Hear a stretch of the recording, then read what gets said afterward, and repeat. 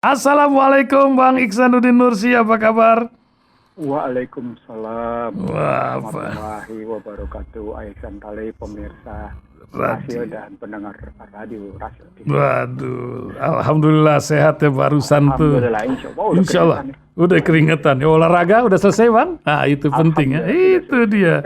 Nggak sampai jalan-jalan ke terowongan silaturahmi kan, nggak ya sana ya? Oh iya, itu Belum. silaturahim dalam posisi lakum dinukum waliyatin. Nah, itu lakum dinukum waliyadin. Mesti itu jembatan lakum dinukum waliyadin. Itu yang pas itu. Jembatan lakum dinukum. Tapi barusan saya bacakan Bang, ini kita bukan Iya, masalah ekonomi dulu nih, kita iya, iya. masalah liberal. Ini banyak orang kemarin itu ketemu apa dari MUI juga capek ini kelakuan Buya Sakur liberal. Quran aja ditentang ini macam mana zaman begini. Tapi Pak Abu Bakar Segaf ini pun mengingatkan inilah bahaya yang luar biasa di akhir zaman gitu. Bagaimana Bang Iksanuddin Nursi melihatnya, melihat zaman kayak gini? Ketika Yang per- apa? Silakan dah Bang. yang pertama saya pernah webinar dengan Buya Sakur. Hmm. Waktu itu soal tantangan peradaban zaman gitu, Hmm. yang merujuk pada situasi pertarungan materialisme Cina dengan Amerika Ya. dan bagaimana Iran serta beberapa negara lain gitu. Saat itu sih saya nggak masalah, fine aja, oke aja. Tapi ketika dia menjadi pembicara sebelum pindah ke moderasi agamanya Mabes Polri, saya beberapa kali diundang lagi dalam webinar, tapi saya kebetulan tidak cocok waktu posisinya. Dan dalam setiap webinarnya dia selalu ada pembacaan puisi. Biasanya puisi tentang cinta gitu. Cinta dalam pemahaman mencintai asadun hubban lillah gitu posisi.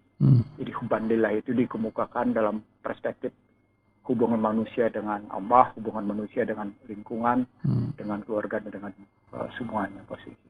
Buya sendiri suka beberapa timnya suka ngajak saya mancing. Yes, oh iya, betul. Pak Farid pernah nyari-nyari dia lagi tetirah apa-apa semedi di mana tengah laut Pak, gitulah. Iya, tengah laut. Posisinya gitu, suka mancing. Ngerokoknya kuat sekali. Betul, ahli hisap. Rokoknya ya ahli hisap, betul. Nah, ketika saya tahu dia menjadi pembicara moderasi agama, gitu ya, saya mencoba memantau apa pembicaraannya, gitu. Nah, ketika dia bilang Islam bukan ajaran sempurna, dia merujuk ke dalam posisi bagaimana Muhammad ketika menerima Iqra berdiskusi dengan pendeta, gitu. Berdiskusi dengan pendeta. Lalu selama dengan Khadijah, dia tidak poligami. Lalu orang masuk surga dengan menyebut la ilaha illallah adalah sebagai sarana persatuan, dan kemudian bukan mengucap la ilaha illallah masuk surga gitu. Nah, dari sini saya melihat memang ada tanda-tanda yang berbeda dalam cara melihat Buya Sakur. Pertama soal Buya Sakur melepas Al-Maidah al-yauma akmaltu lakum dinakum wa atamtu alaikum ni'mati wa raditu Islam Madinah. Buya Sakur melepas itu gitu. Yang kedua, ketika la ilaha illallah sebagai sarana persatuan tetapi kemudian dijadikan sarana untuk masuk surga ketika orang menutup hidupnya, maka Buya Sakur tidak melihat surat Al-Ikhlas. Qul huwallahu ahad itu punya makna yang amat sangat luar biasa. Dia bukan cuma sekedar pernyataan la ilaha illallah pada struktur pribadi, tapi dalam Al-Quran dikenal 7 struktur lapisan masyarakat. Individu, keluarga, komunitas, sosial, nasional, regional, internasional. Ada 7 posisinya.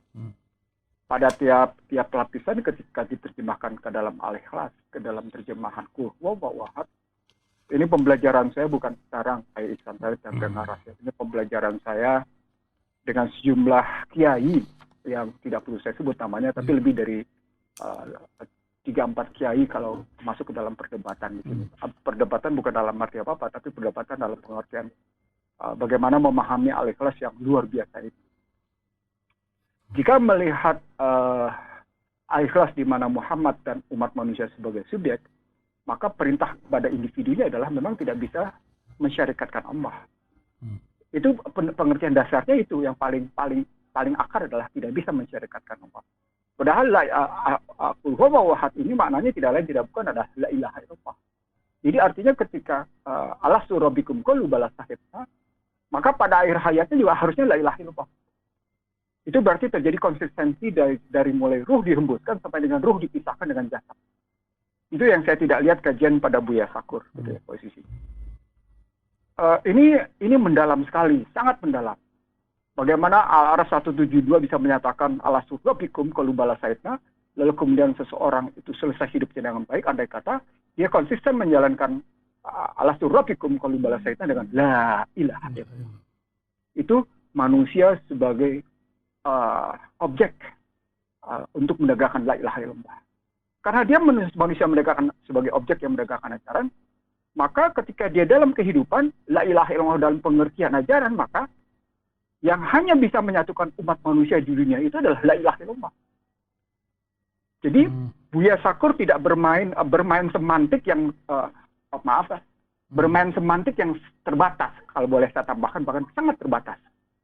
Saya tidak seahli Buya Sakur dalam memainkan semantik, tapi dalam perspektif di mana kita mendapat pemahaman, misalnya qul huwallahu ahad ini dalam perspektif yang luas sekali, dia bisa kita lihat bahwa ketika manusia sebagai objek ajaran, dalam hal ini adalah la ilaha illallah, dalam hal ini adalah Al-Quran yang diturunkan kepada Muhammad melalui Jibril, maka ajaran itu asyhadu alla ilaha illallah, gitu, la ilaha illallah itulah yang mempersatukan umat manusia.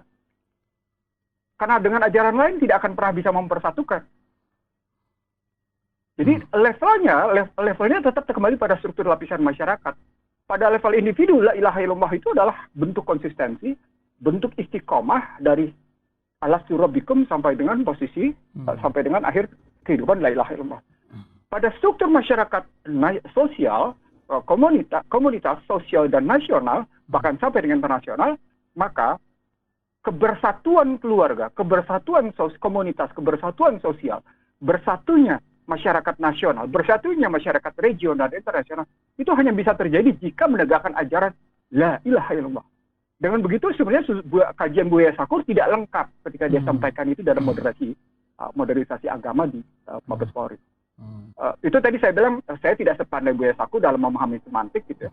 Tapi ketika kita ambil perspektif manusia sebagai individu, perspektif manusia dalam posisi memegang ajaran, objek ajaran, menjalankan ajaran, maka mestinya terjadi relasi antara la ilaha illallah sebagai wujud alastu rabbikum qalu bala sahibna dengan la ilaha illallah dalam kerangka menegakkan ajaran yang mempersatukan umat manusia, dan dengan la ilaha illallah terjadi pembebasan atas apa yang saya sebut sebagai 5K.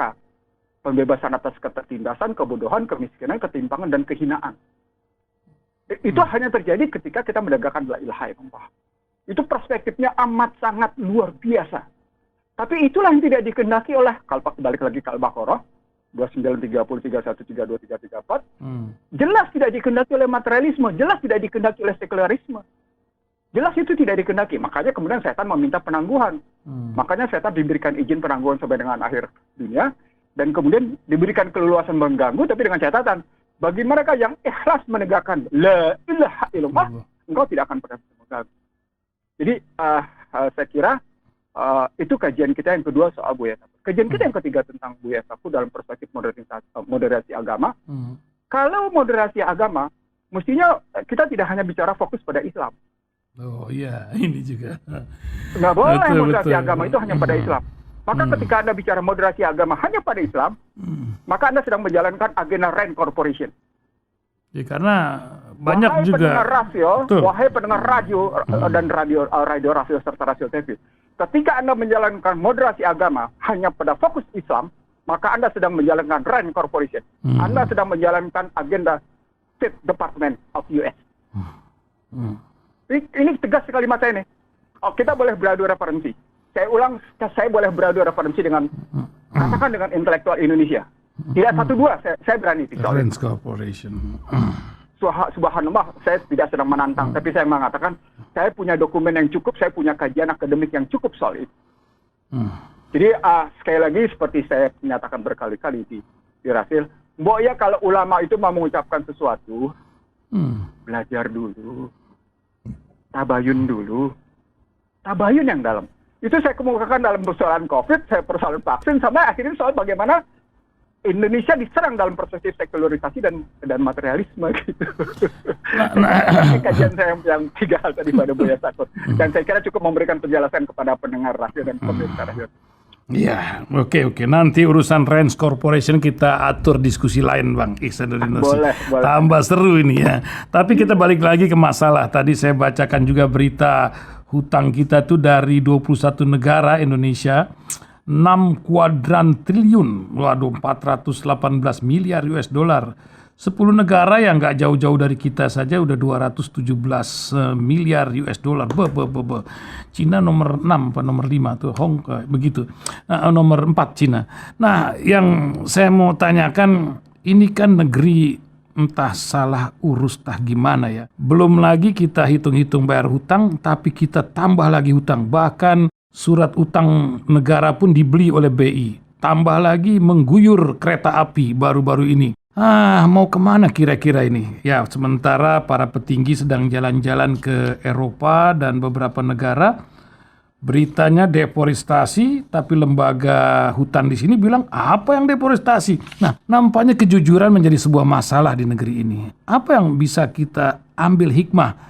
Dan sebagai pendengar radio Silaturahim supaya nggak kebanyakan darah tinggi atau pegel, apa yang mesti kita sikapi masalah macam gini? Yang pertama soal utangnya dulu ya gitu ya. Yeah. Pemerintah sedang mengajarkan kepada masyarakat Indonesia agar berbudaya ngutang dengan basis riba. Nah, itu pinjol akhirnya keluar. Ya pinjol juga salah satunya. Tapi kalau kita lihat dari cara berpesta poranya bank asing berlabelkan syariah gitu ya, atau korporasi swasta dalam negeri yang berlabelkan syariah, tetapi perilakunya lebih dahsyat dari konvensional gitu. Bahkan asuransi lebih dahsyat perilakunya dari asuransi syariah, maksud saya. Oh, iya. Lebih dahsyat dari perilakunya asuransi biasa. Maka sesungguhnya tadi saya bilang, saya nggak enak ngomongin di radio, iya. tapi itu tadi. Iya. Karena ada Dewan Syariah juga dengar nih pagi ini. Habis Saya ini. enak, tapi terus terang saya berbeda dengan berbagai fatwa yang diterbitkan oleh MUI soal syariah.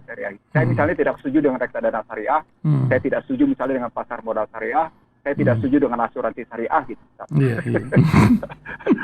Sampai soal perbankan syariah, saya bertanya kepada mereka, coba terjemahkan dalam perspektif akuntansi. Tolong ajari saya untuk perspektif akuntansinya ekonomi perbankan syariah itu kayak apa. Ajari saya. Supaya saya mengerti bahwa itu betul-betul syariah gitu. Itu makanya ketika pemerintah berutang dengan basis riba, saya sedang mengajarkan, pemerintah sedang memberi contoh membangun peradaban, sedang memberi contoh kepada masyarakat menegakkan dan menjalankan peradaban riba. Bahkan BP. Jadilah masyarakat kita seperti masyarakat yang sedang melawan Allah dan melawan Rasulullah. Walaupun kemudian kita kelihatan menjadi masyarakat Islam. Seorang teman yang hidup di orang Indonesia, hidup di 3 negara. Dia hidup di Australia, dia hidup di Jepang, dan hidupnya bukan setahun, 2 tahun, 3 tahun ya. Hidupnya di atas 5 jari tangan gitu. Di sini 5 tahun, di sana 5 tahun. Jadi dia berpindah-pindah dari Melbourne ke Tokyo, dari Tokyo ke Washington. Dia menyatakan justru di beberapa negara yang dia kunjungi, di situ kelihatan ada Islam tapi tidak ada kurang umat Islam.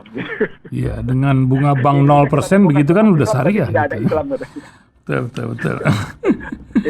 Nah, itu kalau kita ambil dari perspektif. Kalau masuk ke dalam bagaimana kereta api cepat, bagaimana kemudian ngutang lagi sama Bank Dunia, saya kira memang ini poin kedua yang paling penting. Negara ini sedang mengarah kepada penyerahan segala sesuatunya ke dalam kendali swasta. Ini yang sesungguhnya secara tidak langsung Indonesia Incorporated terminologi Amerika, ini apa yang disebut dengan kudeta korporasi. Ini akan menjadi tulisan saya nanti. Judulnya kudeta korporasi. Nah, Anda bisa lihat dalam konstruksi PCR gitu ya. Anda bisa lihat dalam konstruksi vaksin. Anda bisa lihat dalam konstruksi COVID. Anda masuk dalam apa yang disebut dengan korporasi kudeta. Jadi Ini sesungguhnya bermula dari gagas Trans-Pacific Partnership untuk Asia Pasifik, tapi untuk Atlantik Utara disebut dengan Trans Trade and Investment Partnership. Apa ini TIP. terjadi bukan hanya di Indonesia, Bang? Seluruh dunia. Seluruh dunia. Seluruh dunia. Kudeta korporasi itu selalu terjadi seluruh dunia. Itu makanya orang lupa ketika masuk Trump, gagas kudeta korporasi itu ketahan. Itu kelebihan satu ini ya. Dia kayak orang gila, tetapi sesungguhnya dia tidak pernah menyebut sama sekali TPP atau TTIP. Dia tidak pernah sebagai pengganti dari WTO posisinya karena WTO. Tapi terus saja dia serang aja WTO, tapi dia tidak ikuti TPP atau TTIP, dia tidak ikuti itu. Kalau saya tambahkan sedikit informasinya, sebelum terjadi pemilu 2016, itu terjadi pertemuan Obama dengan Xi Jinping di Sun Lake, California. Itu pembicaranya bagaimana sesama dalam rangka membangun sistem fasis, istilah saya. Kalau sama-sama sistem fasis, di Amerika basisnya adalah korporasi, kapitalisme, corporate capitalism. Kalau di Cina basisnya adalah state capitalism, BUMN. Tapi sama-sama ngebangun sistem fasis. Gitu. Itu yang saya sebut sebagai khilafah. Tapi khilafah materialisme. Nah, ketika masuknya khilafah materialisme, itu yang saya sebut sebagai kudeta korporasi. Ini omongan saya singkat, tapi kajiannya mendalam sekali nih, Aisyah Talib. Omongan saya singkat, hanya beberapa narasi, hanya beberapa kalimat. Tapi ini sedang tangguh berjalan. Anda bisa lihat bagaimana cryptocurrency sudah mulai begitu digandrungi di negeri barat sana dan bergelombang sampai akhirnya menimbulkan sejumlah anak-anak yang berada di usia 30 tahun menjadi miliuner dunia gitu. Disebutnya gitu ya. Jadi hal kedua yang Ahli Santai tanyakan dalam konstruksi kayak gini, bisa kita lihat sesungguhnya lewat kudeta korporasi ini, ya nanti 5K tadi cuma tinggal isapan jempol gitu. Ya kita akan tertindas karena korporasi ujungnya adalah soal profit, dewanya adalah kapitalisasi modal gitu ya. Tuhannya adalah profit making gitu ya. Dewanya adalah kapitalisasi modal. Lalu kemudian juga kebodohan tidak akan pernah teratasi, kemiskinan akan terus terjadi seperti juga terjadi di Amerika. Ketimpangan akan terus berjalan seperti juga terjadi di Amerika. Dan kehinaan akan terjadi karena perbudakan akan berlanjut. Yang saya sebut sebagai ultra modern slavery system. Itu hal kedua yang accidental. Yang ketiga, ketika kita bicara kejujuran, ini memang era VUCA. Era VUCA itu berarti false truth. Kebenaran yang palsu, kebenaran yang semu. Atau kebenaran versi dibalik semu kebenaran. False truth, truth false. Nah, itu makanya saya menghadapi tesis ini dengan trust seeking the truth atau truth seeking the trust. Bagaimana kepercayaan menjangkau kebenaran, bagaimana kebenaran menjangkau kepercayaan. Ini tesis ini kembali lagi tadi kepada Kulfa Wahad. Tesisnya tadi bagaimana trust seeking the truth atau truth seeking the trust itu orang harus mempertemukan alimul ghaibi wa syahadah wa wahu alimul hakim wa wahu sa'in qadir misalnya dalam konstruksi Al-Qur'an dalam perspektif. Karena tadi kalimatnya kita menghadapi false truth atau truth false dalam periode di mana kejujuran menjadi sebuah gelombang kehidupan yang dinikmati oleh segelombang orang gitu. Saya ulang ya. Bagaimana kejujuran dinikmati oleh sekelompok orang, itu kan VUCA. Nah, itu gambarannya berarti counternya terhadap posisi Archimedes, berarti trust seeking the truth, truth seeking the trust, yang tidak bisa lain, tidak bisa tidak. Itu gambaran bagaimana harus menegakkan ajaran. Ketemu proses bagaimana Al-Amin yang ditujukan, yang distigmakan kepada Muhammad, berubah menjadi Rasulullah.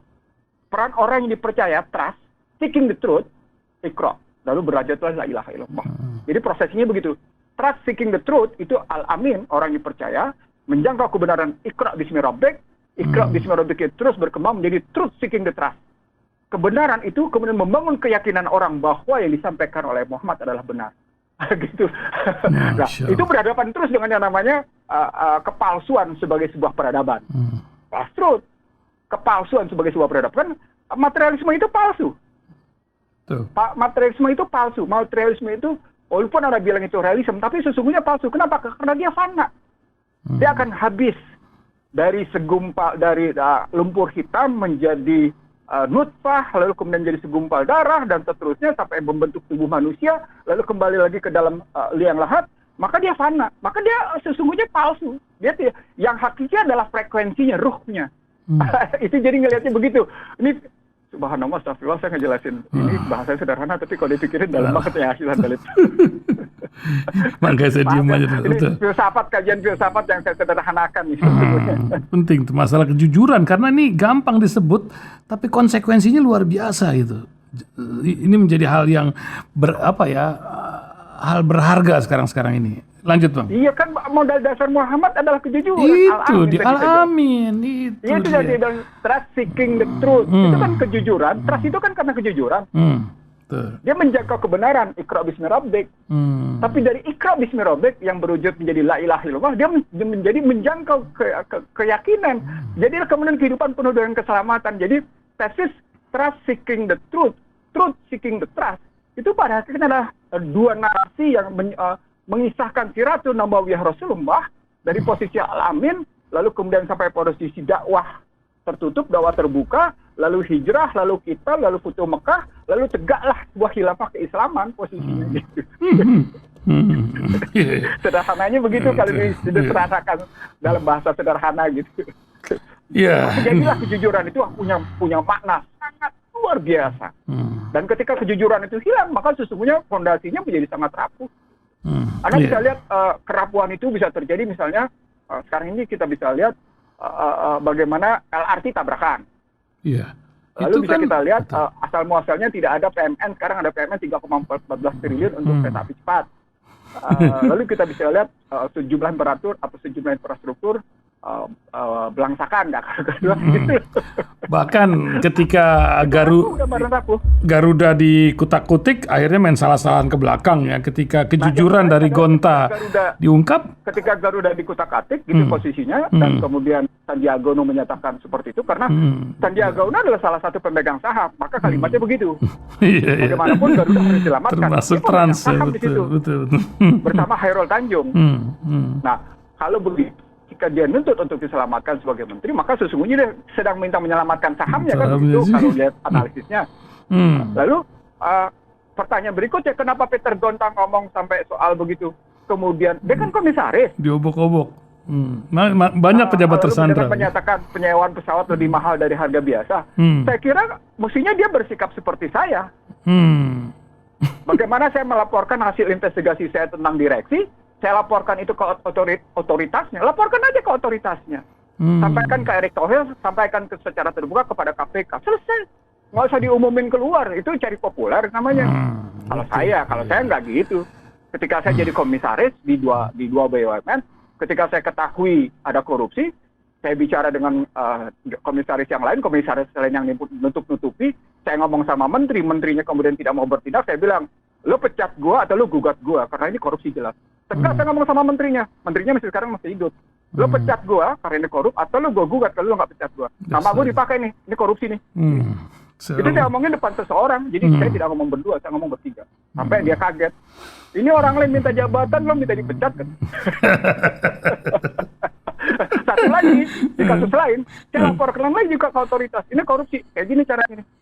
Lalu terserah lo deh kayak gimana. Yang pasti gue udah dapat ini korupsi, ini investigasi audit, dan ini kayak gini ceritanya gitu. Jadi nggak perlu kita ngomong keluar. Saya tidak perlu bicara keluar bahwa saya menemukan korupsi di dua BUMN misalnya waktu itu. Itu maksud saya. Popularitas itu tidak perlu dicari. Atau kemudian nama itu tidak perlu dicari. Nama akan datang dengan sendirinya kalau kita berprestasi. Itu mungkin yang saya bilang, I'm getting more position because my achievement gitu. Gitu. Nah, masalah kejujuran, masalah alam lagi. Ini ada pertemuan sekarang nih. Apa nih? COP26 ya. Pak Presiden lagi kumpul di Eropa sana. Apa maksudnya ini karbon ini Bang, untuk mendapatkan faedah lagi? Pengusaha sudah pada siap-siap, ini ada duit karbon nih bakal mengucur dari dunia.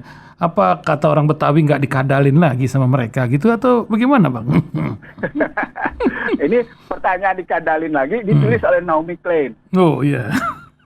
Ada bukunya. Begitu. Ketika Naomi Klein bicara stock doctrine, bagaimana Amerika menerapkan model kebijakan stock doctrine gitu ya.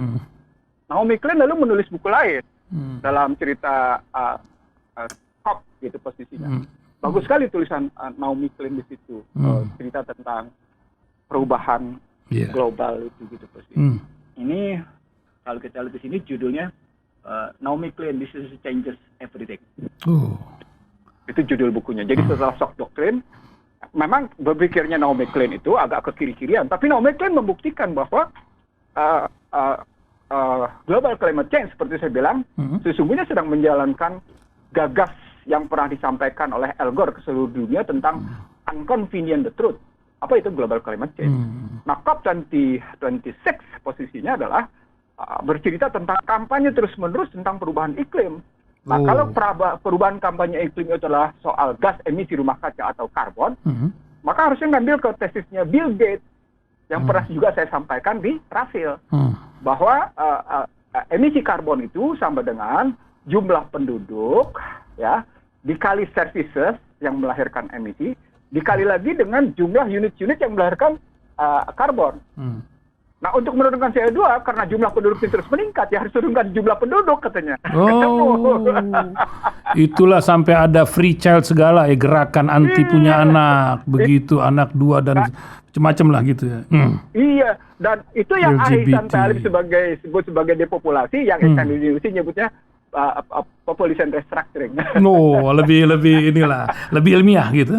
lebih soft. Saya nggak mau masuk ke dalam kerangka berpikirnya Robert Malthus atau cara berpikir mereka. Nah, dari sana pada saat yang sama mereka berbisnis. Misalnya caranya, kurangi pemakaian batu bara, tapi pakailah nuklir. Belilah nuklir gitu. Jadi pergeseran dari energi fosil, kalau untuk energi, pergeseran dari energi fosil ke energi renewable, ke terbarukan posisi. Lalu berikutnya mereka dagang uang memang. Mereka dagang uang. Apa yang mereka dagang uang? Berikan pinjaman dengan suku bunga tertentu. Lalu mereka jual teknologi, tadi yang saya bilang nuklir. Jadi ada jual teknologi, ada jual uang, ada jual pemikiran, ada macam-macam dijual di situ. Itulah yang disebut oleh Naomi Klein. Jangan salah, ini bagian dari cara Barat mempertahankan posisi keadidayaannya. Jadi kerjaan COP26 ini sebagai lanjutan dari Paris Accord, sesungguhnya sedang menunjukkan satu gambaran bahwa Barat atau tepatnya G7 gitu ya. Kan ini bukan cuma sekedar Amerika tapi G7 sepakat di sini sebagai aliansi penegak adidaya global itu sedang menjual ke seluruh dunia. Anda harus tunduk pada ketentuan G7. Artinya mereka sedang mempertahankan posisi mereka sebagai adidaya. Kalau ingat cerita terakhir bagaimana COP20 berapa tuh yang dilakukan di Beijing. Itu kan sampai media Barat ngeledek Cina karena Cina bersih dari Cina berlangit biru mereka bilang karena Xi Jinping memerintahkan berhentinya produksi mesin-mesin pabrik-pabrik sehingga Beijing, Shanghai dan beberapa kota industri tetap bersih. 3 hari itu kejadiannya itu. Sampai kayak gitu dan itulah kita lihat sekarang krisis energi. Itu relasinya akhirnya naik semua barang. Ini kan cenderung semua mineral, Saudi Aramco lagi naik sahamnya, minyak semua. Sebentar lagi Desember Januari nampaknya akan menjadi sebuah masalah. Dengan alam juga berubah, sembako bakal ya apalagi kalau import ya bakal naik semua kisah ekonomi dunia ini. Jadi bagaimana posisi New York Mercantile Exchange itu berperan betul dalam menentukan energy price war. Saya ulang ya. Bagaimana New York Mercantile Exchange itu berperan betul dalam rangka energy price war dan menentukan betul bagaimana Barat gitu ya. Itu menentukan bagaimana energi. Mereka nggak mengulang kasus tahun 70 dong, kan 70-71 bagaimana Saudi Arabia mengembargo minyak, mereka nggak mau ngulang dong. Dan itu pukulan telak posisinya. Dan sekarang mereka tunjukin nggak bisa. Ini setelah 50 tahun, dia tetap menunjukkan bahwa dia merupakan adidaya dalam perspektif energi. Dan nanti tadi bukan hanya dengan pangan, tapi juga ketemu dengan finance, ketemu dengan frekuensi, ketemu dengan cerita friksi, ketemu lagi dengan industri militer, ketemu terus dan seterusnya. Luar pandangnya begitu gitu. Ya, ini jadi terbuka, pendengar ini kan jadi punya wawasan lah. Sementara energi di negeri kita ini kan menurut Undang-Undang Dasar digunakan untuk kemaslahatan bangsa, warga negara. Tapi nampaknya kemaslahatan nikel aja kemarin tuh BPS uring-uringan. Nggak ada nikel keluar. Tapi para pengamat bilang, loh gimana nggak ada, itu dikeruk terus kok di Sulawesi sana. Ini kan menjadi sebuah paradoks. Alam Indonesia ini akankah menjadi bencana atau menjadi keberkahan di negeri kita sendiri ini? Gimana tuh Bang? Eh, tesis bahwa sumber daya alam melimpah adalah bencana itu tesis Barat. Eh, tesis Barat yang sesungguhnya mereka mengakui bahwa investasi dan perdagangan bebas itu, kan investasi berarti investasi macam-macam tuh ya, investasi sumber daya alam, investasi infrastruktur, investasi keuangan, semuanya masuk berarti. Itu berarti ketika mereka bilang sumber daya alam adalah sumber bencana bagi negara-negara yang kaya dengan sumber daya, itu berarti mereka mengakui bahwa investasi asing, utang luar negeri, dan perdagangan bebas adalah 5I. Apa tuh? Kalau mereka bilang sebagai bencana, itu bencana karena mereka. Gitu. Dan ada dari aspek domestiknya memang ada sejumlah orang yang terlibat ikut menikmati. Jadi saya juga tidak ingin sekedar melihat bahwa pihak eksternal melakukan 5I, melakukan invasi, melakukan intervensi, infiltrasi, intimidasi, dan inflasi. Tapi pihak yang dalam negeri kalau pakai tesis Barat juga menjadi sarana penting gitu untuk masuknya pengacak-acakan sumber daya itu. Itu yang saya sebut sebagai ketika kita kembali ke dalam cara berpikir Islam. Sumber daya itu tidak diperkenankan untuk keluar begitu saja karena dia akan melahirkan problematik bukan cuma sekedar bencana, tapi dia akan melahirkan kehinaan. Jadi bencananya bencana kehinaan kalau kita bilang, bukan sekedar bencana alam. Itu yang tidak boleh terjadi. Jadi Islam tidak menghendaki itu. Islam menghendaki terjadi struktur kepemilikan atas sumber daya. Jadi harta milik itu distrukturkan sedemikian rapi di dalam cara berpikir ekonomi Islam, gitu ya. Dari mulai negara, lalu kemudian ada komunitas, ada kemudian kelompok-kelompok tertentu, lalu kemudian ada individu, ada keluarga, kayak di misalnya kalau dalam itu kita bisa lihat bagaimana wakafnya Utsman bin Affan, wakafnya Abu Bakar, lalu ada individu, struktur kepemilikan yang 5 itu diatur sedemikian rapi, dan korporasi atau kelompok-kelompok tertentu, akumulasi kekayaannya, akumulasi kepemilikannya tidak boleh melampaui kepemilikan negara. Nah, di situ berarti ada persoalan pemilahan pada jenis hajat hidup orang banyak. Islam sekali lagi mengatur dengan tajam soal itu. Dan negara-negara yang punya sumber daya alam tapi berwujud menjadi bencana, itu sama sekali tidak mengaturnya. Bagaimana struktur hajat hidup orang banyak, bagaimana struktur barang-barang komersial, jasa atau produk komersial, dan bagaimana struktur kuasi. Kalau pakai skala Likert bahkan 5 bukan 3 istilah saya. Nah, kalau kita ngambilnya begitu, ketika BPS menyatakan tidak ada yang keluar dalam posisi nikel, ya BPS mestinya nggak usah tanya kemana-mana, tanya ke saya aja, tanya ke teman saya juga boleh. Gitu. Nggak usah kasih datanya betul. Bagaimana kemudian kodok makan gajah gitu. Itu dia, kodok makan gajah. Bisa kejadian. Bisa kejadian, dan itu terjadi dalam nikel sebenarnya. Dari tadinya dia tampil sebagai gajah, lalu kemudian gajahnya dipindahkan ke Singapura, gitu posisinya, di dalam negerinya tinggal kodok, tapi kalau mau ngapa-ngapain kodok, hadapin gajah. Gitu. Nah, itu dia, Erik kodok makan gajah. Ya, luar biasa. Emang ini memang sebuah fenomena ya. Kadang-kadang kita bernostalgia, Bang. Ini kan kemarin itu kita nostalgia tentang revolusi jihad ya. Dilanjutkan November nanti itu 10 November Hari Pahlawan. Di mana Bung Tomo mendengungkan takbir Allahu Akbar. Itu satu bangsa tuh seperti termotivasi. Mungkin munafikunnya sedikit waktu itu, tah gimana ya. Tapi sekarang nampaknya bangsa terbelah seperti yang Bang Ihsanuddin tulis dalam buku itu terjadi. Bagaimana menyatukan bangsa ini, Bang? Seperti bisakah umat menjadi sebuah bagian dari sini atau sudah terpecah, ada munafikun dan lain-lain atau bagaimana? Silakan, Bang. Saya memulai dengan pendekatan Iqra sebenarnya. Makanya kita mesti kembali ke dalam pentahapan posisi Islam.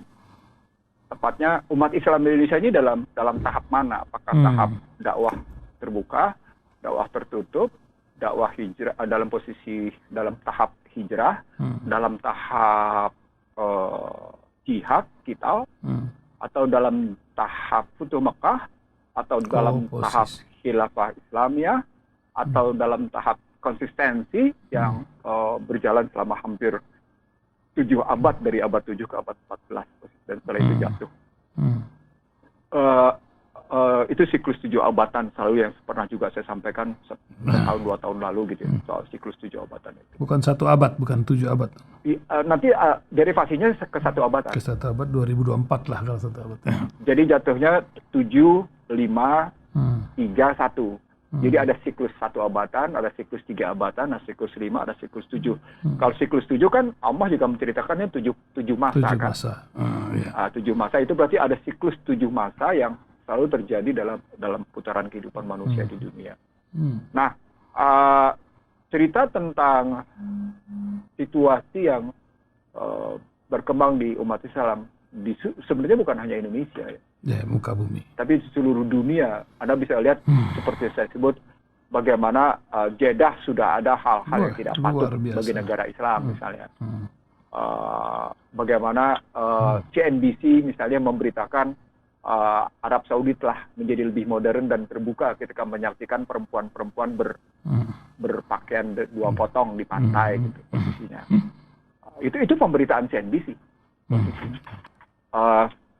Dalam perspektif itu maka kelihatan sesungguhnya cultural war atau perang budaya atau perang peradaban seperti yang dituliskan oleh Samuel Huntington lalu dilanjutkan dengan kondisi sekarang lewat Fuka.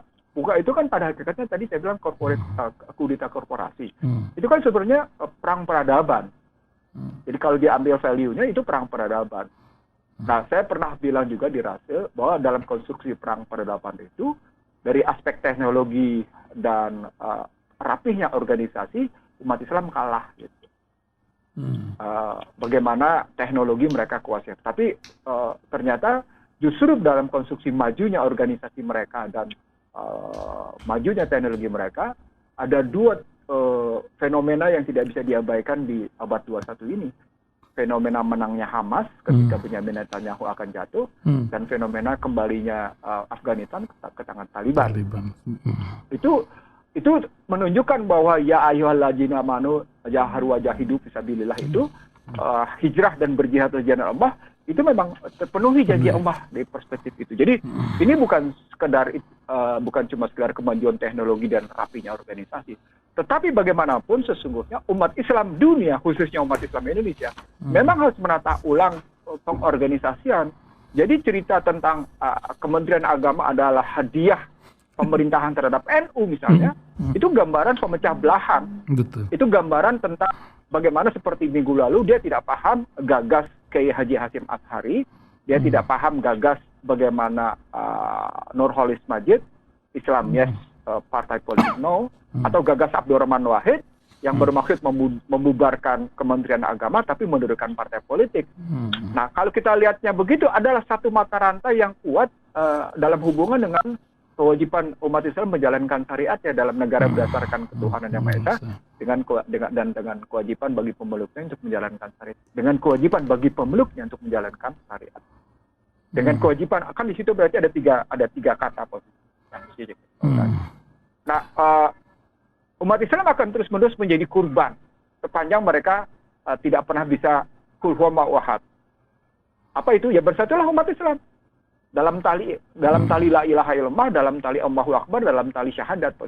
Nah, 10 November 45 itu dalam revolusi jihad dan kemudian nanti pada peringatan 10 November itu menunjukkan bahwa sesungguhnya umat Islam yang hanya bermodalkan